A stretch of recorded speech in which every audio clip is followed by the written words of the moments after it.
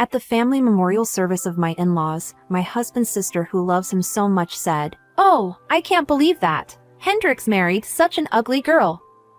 I hate it. She insults me every time we meet." When she saw this, my mother-in-law chimed in instead of stopping her. "Ha ha ha. You're a bit too honest."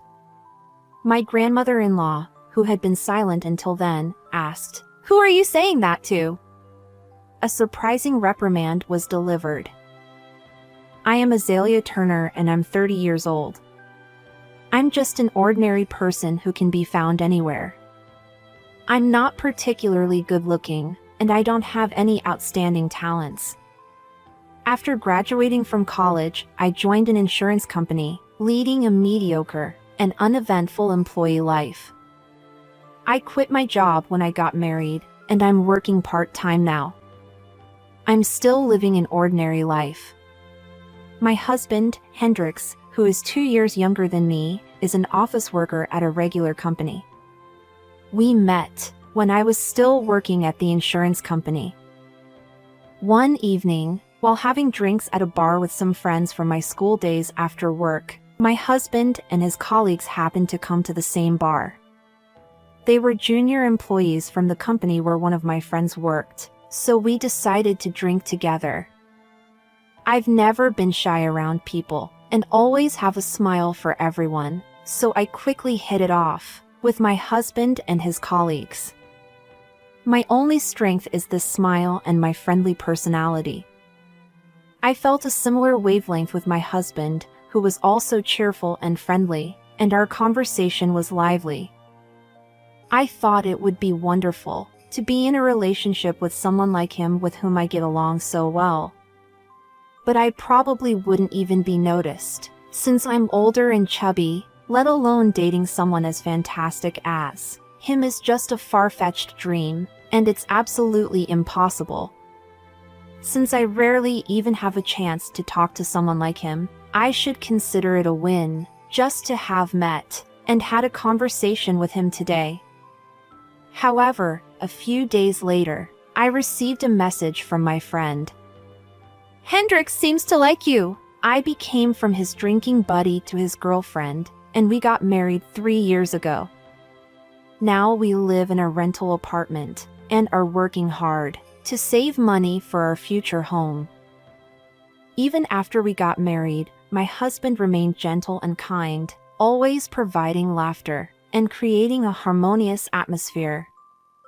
This personality seems to be something he inherited from his father, who passed away just before my husband started working. I also have a similar personality, so our married life was filled with kindness and smiles every day. Every now and then, without any particular reason, we'd mutter how lucky we were to have found each other, and we'd look at each other and say, "I'm so happy." We were truly leading a peaceful life. However, my husband's sister and mother had completely opposite personalities. According to them, they are refreshingly straightforward, but it's just that they are insensitive. They mistakenly think that saying whatever they want is being straightforward. I found these two, who had no reservations, incredibly difficult to get along with. Since my in-laws' house is about an hour's drive from our home, I usually didn't have to see them very often, which was a relief. But when we visited for family events, I couldn't avoid them. They'd make fun of my appearance and put me through some truly unpleasant experiences. At times, my husband would step in, but these two never seemed to listen to anyone. They would mock me to my face, regardless of who was around. My husband's grandmother also lives with them in my in-laws' house. She's the complete opposite of my mother-in-law and sister-in-law, extremely quiet and unsociable. Unlike them, she doesn't say anything particularly negative about me, but I couldn't tell whether she liked me or not, or what she was thinking. She just looked at me with cold eyes, so I found her difficult to handle as well. One day, I received a call from my mother-in-law, telling me that my father-in-law's 7th memorial service was approaching, and I was asked to come to the family home early in the morning. As the eldest son's wife, I was always expected to go to my in-laws' house in the morning to help with the memorial service preparations. Just the thought of facing those thoughtless words from my mother-in-law and sister-in-law, as well as my grandmother-in-law's icy gaze, weighed heavily on me. My husband is considerate of me and says that he can go to the memorial service by himself, but I have no idea what they might say to me in the future if I didn't go. I don't want to make things more unpleasant than they already are, so I always go to my in-laws' house to help out. I am by no means skilled nor efficient. I'm more on the clumsy side, and I'm well aware of it. That's why I've always tried my best to help on occasions like this, to earn recognition from my in-laws. I believed that if I worked hard, they would eventually accept me and stop making hurtful comments. My husband is a peaceful person, and by nature does not like to argue or fight.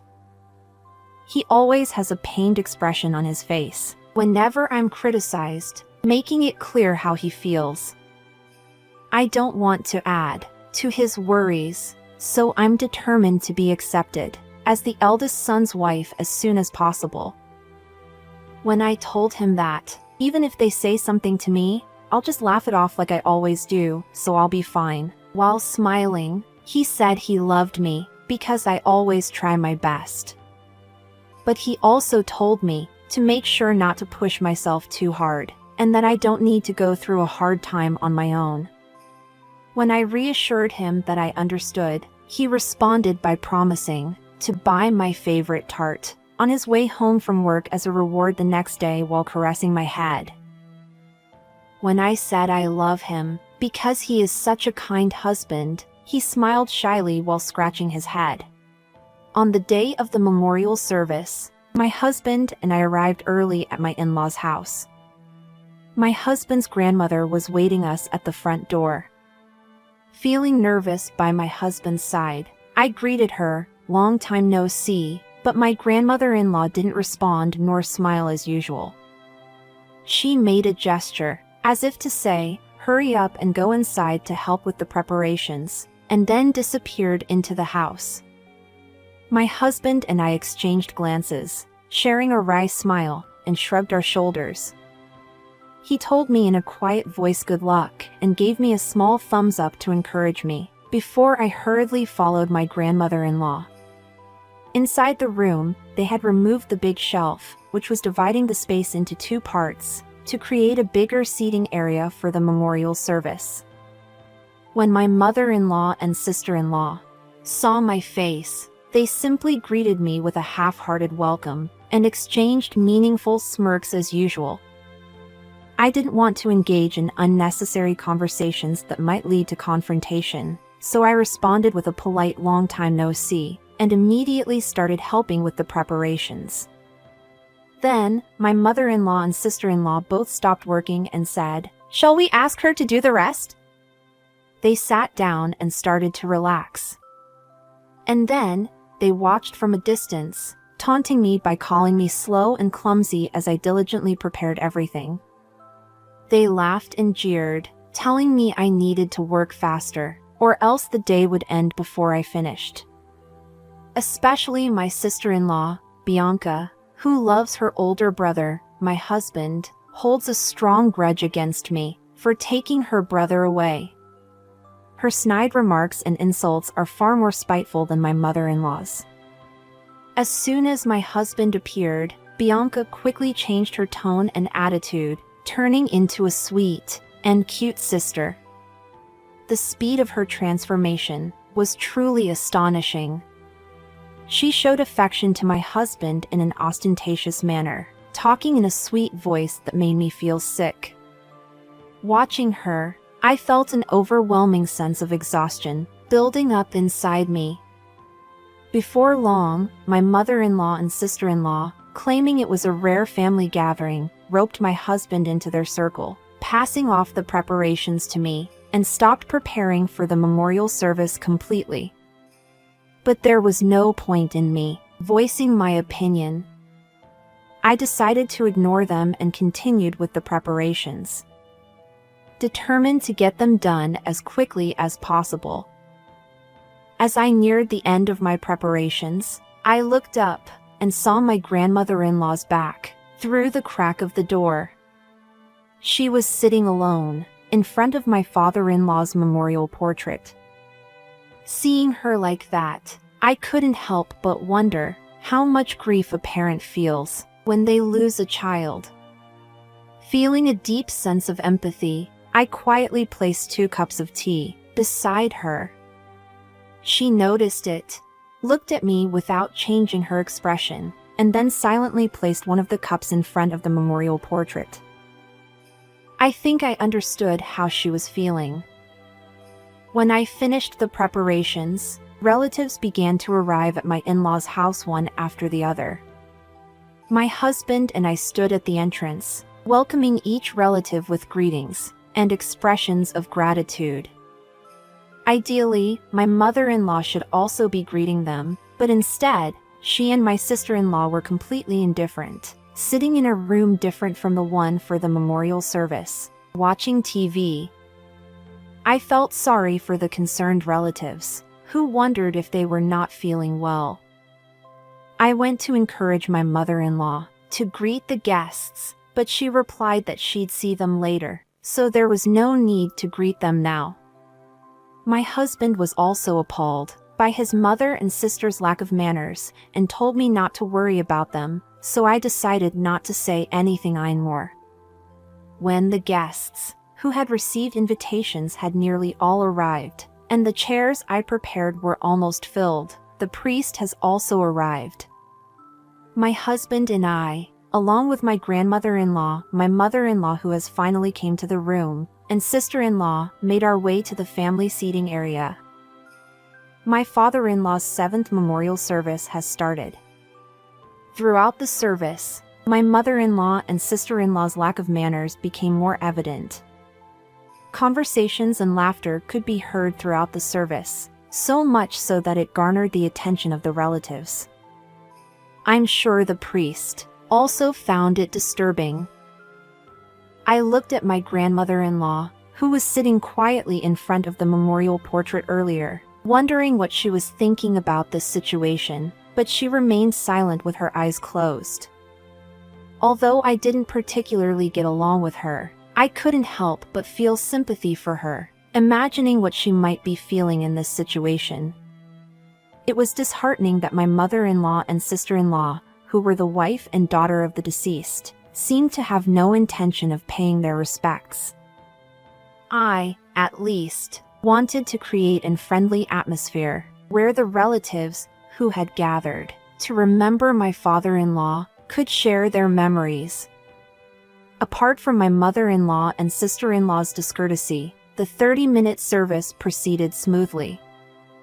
I left my seat first to prepare for the post-service meal in the next room. I escorted the relatives who had come, saying, "Please, this way." On the table, there were catered food, alcohol, soft drink, and more that I had prepared since early morning. My husband and I joined the relatives at the table, and everyone helped themselves to the food and enjoyed the meal. However, the respite was short-lived. My sister-in-law, who had deliberately taken a seat next to me, began to insult me loudly as she always did. "Oh, my! I can't believe that Hendrix married such an ugly woman. I never, ever imagined this."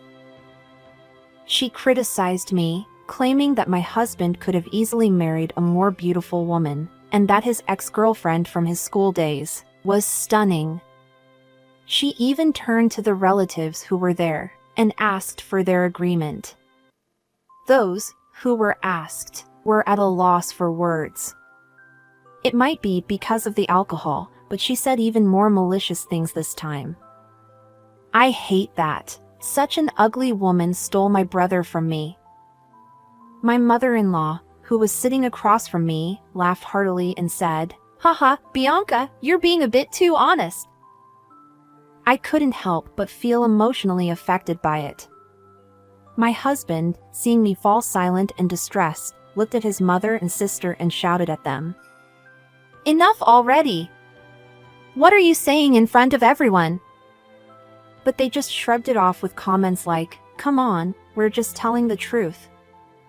Exactly! We're not lying, are we?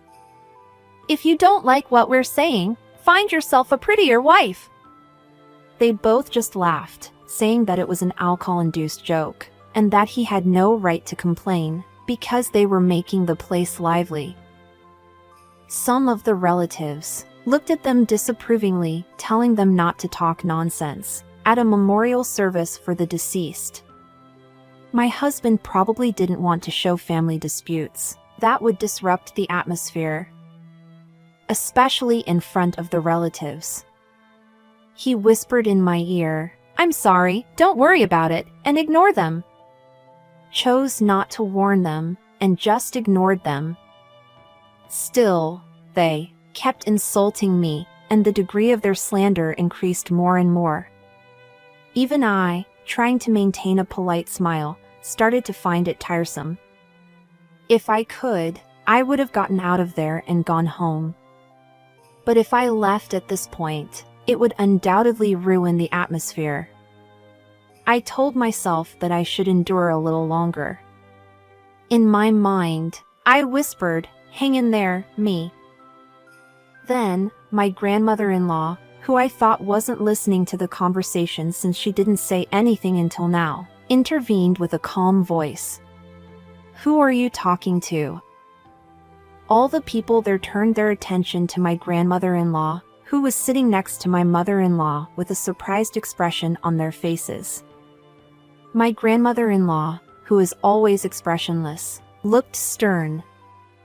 I think it was the first time I heard her speak. I was sure that she was quite angry because her daughter-in-law and granddaughter were about to ruin her own son's memorial service.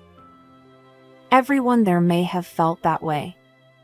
The room fell silent for a moment when my grandmother-in-law spoke. My husband was confused by her behavior and asked her if he was being scolded for shouting at his own parent. I shouted, because they've treated Azalea so terribly. When he said that, she replied, That's not it. She turned towards my mother-in-law and sister-in-law and said, I was talking to you. She told them that there is not a single thing that my mother-in-law and sister-in-law, who did nothing for my father-in-law's memorial service, can say. She seemed to have been watching me, who had never met my father-in-law, nor was related to him by blood, diligently preparing for his memorial service by myself. My sister-in-law and mother-in-law were furious with their faces turning red. You can't be serious! Grandma, isn't that too harsh? I just told the truth. Exactly. Besides, she's our eldest son's wife. Taking care of the matters of her husband's family is just expected, isn't it? They snapped back at my grandmother-in-law. You're my daughter-in-law. And you're the wife of the deceased. Bianca, you have an ugly heart. How can you say such cruel words? Hearing the truth, they couldn't say anything anymore. Since I never thought that my grandmother-in-law would defend me, I was surprised, to be honest. We had never exchanged a word up until now.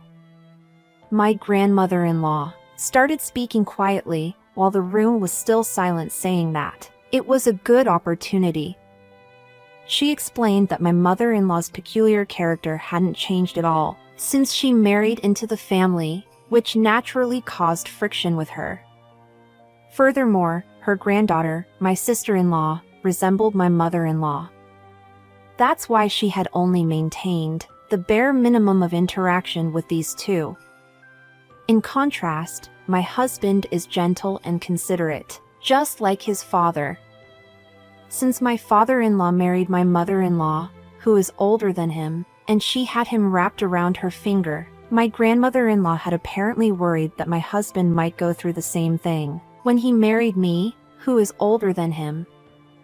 That's why she had treated me in the way she had treated my mother-in-law and sister-in-law in the beginning. As time went by, she realized that I was a hardworking and kind daughter-in-law, which was contrary to her expectations. She told me that she had been very happy, that she had a very nice granddaughter-in-law these days. As I was sharing the happiness with my husband, after receiving praise from my grandmother-in-law and realizing that my efforts had been recognized, we were met with glaring stares from my mother-in-law and sister-in-law. My grandmother-in-law, noticing this, warned them, "It's absolutely unacceptable to mock and insult when you should be thankful." She said that a person who claims to be a straightforward person, but actually an insensitive person and doesn't think about other people's feeling, shouldn't act like this. She said to my sister-in-law, who is still glaring at me, "Bianca, you should learn from Azalea." She scolded Bianca, insisting that ridiculing a sister-in-law like me, who is younger but serves without a single complaint, is a foolish thing to do. All the relatives who were there agreed with my grandmother-in-law's words. They had actually felt sorry for me, but chosen not to offer words of sympathy, fearing that they might bully me even more if they did. Everyone said that they were on my side. My sister-in-law and mother-in-law, who had received criticism from all the relatives gathered, shivered with fear, turned pale, and quickly left. After they left, my grandmother-in-law turned to me and said, "The tea you served had a lot of warmth and was delicious." It was the first time she had spoken to me and smiled at me. She turned to my husband and said, "Even though your father failed, you found a wonderful wife. You two should live happily and cherish each other." These words brought tears of joy to my eyes and my husband's. My mother-in-law and sister-in-law haven't come back to my in-laws' house since the day of the memorial service. They apparently took refuge at my mother-in-law's parents' home. On that evening, my mother-in-law called my grandmother-in-law, complaining how my grandmother-in-law humiliated her. "If you apologize, I can come back." But it seems she coldly rejected her. "I have nothing to apologize for, and I don't want you to ever come back." Hearing this, my husband and I discussed and decided to reallocate the savings we had accumulated for our future home into funds for renovation. A few days later, we went to my in-laws' house together and told my grandmother-in-law that we want to live with her. She was thrilled and told us that we could move in any time. We quickly packed our belongings and moved in the following week. We decided to gradually renovate the dilapidated parts of the house. Of course, we will accommodate the requests from my grandmother-in-law who lives with us. Afterward, my mother-in-law's parents yelled at my mother-in-law and sister-in-law since they had stayed there too long, and kicked them out of the house with literally nothing on them. It was to be expected. It must have been a major inconvenience for them since my mother-in-law and sister-in-law overstayed their welcome, especially when my mother-in-law didn't work, and my sister-in-law didn't contribute much to the household finances. They are now living in a run-down apartment. It seems that they had struggled making ends meet with only my sister-in-law's salary. So, my mother-in-law started working, but she is having a hard time keeping a job due to her personality issues. They were not stable financially nor mentally. I heard that they are both irritable and are often arguing. On the other hand, since we moved to my in-laws' house, my husband's commute has become longer, but we're living peacefully with my grandmother-in-law. Currently, the biggest dream and goal for us as a couple is for my grandmother-in-law to hold our child while she's still healthy. I decided to work again until that day comes, and I got a part-time job at a nearby supermarket. This time, we are going to save money for our future child's education. When I finish work today, I think I'll make some delicious tea for my grandmother-in-law.